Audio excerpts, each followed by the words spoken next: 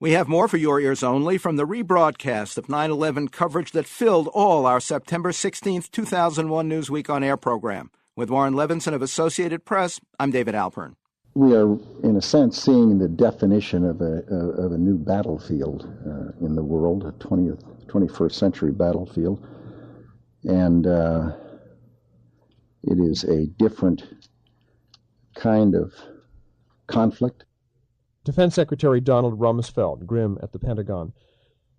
Last week's attack on America was both the greatest victory yet for Islamic extremism and the greatest failure of Western intelligence, the FBI and the CIA. To talk about both and how what some call the Third World War can best be fought, we have Newsweek Paris Bureau Chief and Middle East expert Christopher Dickey and Rand Corporation Senior Fellow Bruce Hoffman, also a staff member for the 1999 report on terrorism to the President and Congress. First, though, more of your views from the new Newsweek poll. Only 32% are very confident that local and national law enforcement can break up terror plots. 42% are somewhat confident.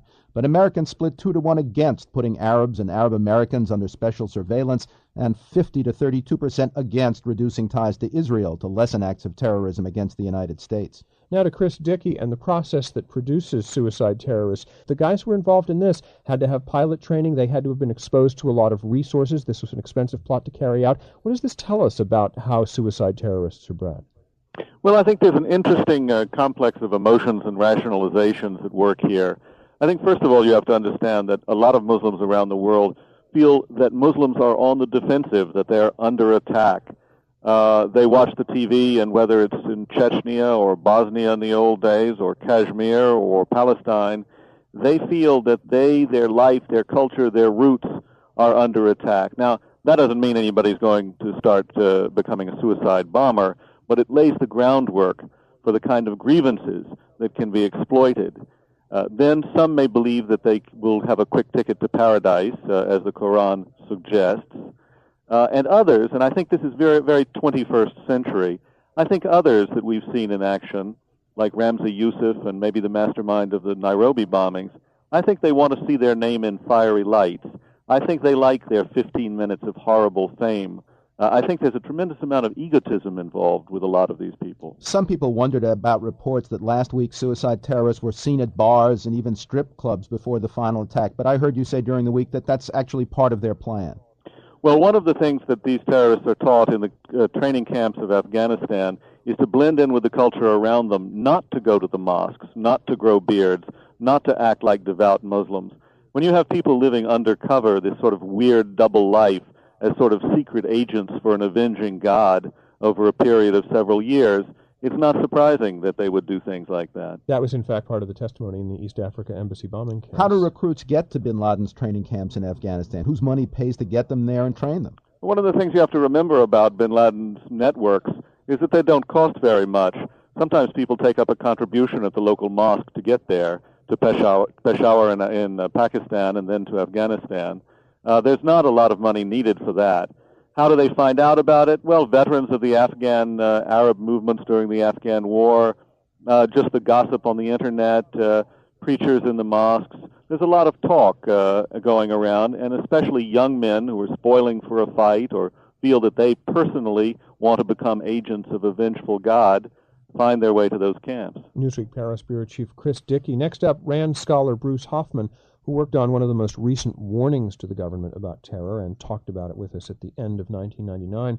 Bruce Hoffman, you must have felt horribly vindicated in some way last week. Well, these are exactly the kind of things you don't necessarily want to be vindicated about, but I think the fundamental message when we put together the first of the Gilmore Commission's reports was really that we had to really focus on the entire spectrum of potential terrorist attacks, not just on one particular segment or not just on one particular end of that segment, end of that spectrum.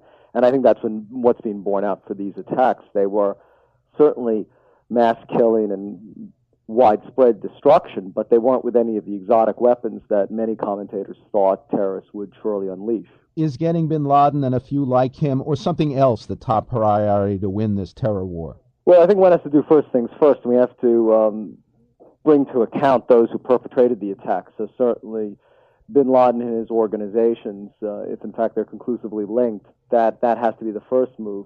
What if even if they're not? I mean, is it worth just getting rid of them finally if we could? Well, I think this is the fundamental issue. There's not going to be any progress against terrorism as a global problem until we systematically attack, on the one hand, the root causes and what motivates people to turn to terrorism, but the other hand, neutralizing those existing groups that are committing this violence. So yes.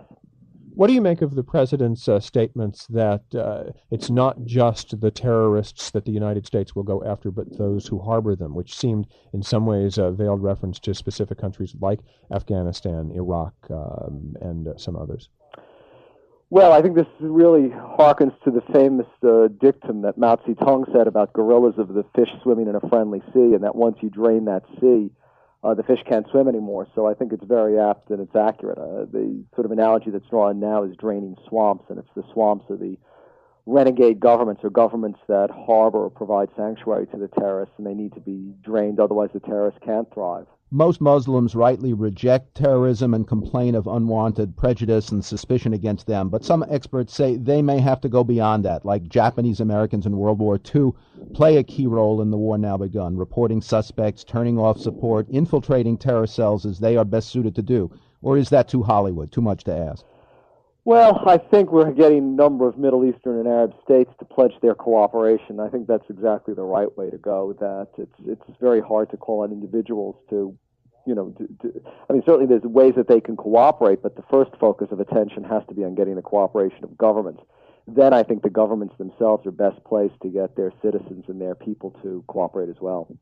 Terrorism expert Bruce Hoffman is director of the RAND Corporation Washington office. We also talked with Newsweek Paris bureau chief Chris Dickey in New York. Here's another quote. "We are all New Yorkers." That was Dominique Moïse, France's leading international scholar on the Western solidarity created by last week's attack. From our September 16th, 2001 Newsweek on Air broadcast. Now a quote from last week's news. "If you guys do not get here, we are going to die." That was a 2012 radio message from the fatally besieged U.S. diplomatic post in Benghazi, Libya, that had American contractors in a nearby CIA annex rushing to arm themselves and roll, according to the new book 13 Hours by 5 of the U.S. Special Ops veterans and journalism professor Mitchell Zukoff. But the commandos say they were delayed a critical 20 minutes as the CIA station chief tried to prompt local militias to the rescue rather than expose an agency presence. Also last week, U.S. drone strikes killed key leaders of al-Qaeda-connected al-Shabaab militants in Somalia. Next from our 9/11 show, will Wall Street still be Wall Street? For your ears only.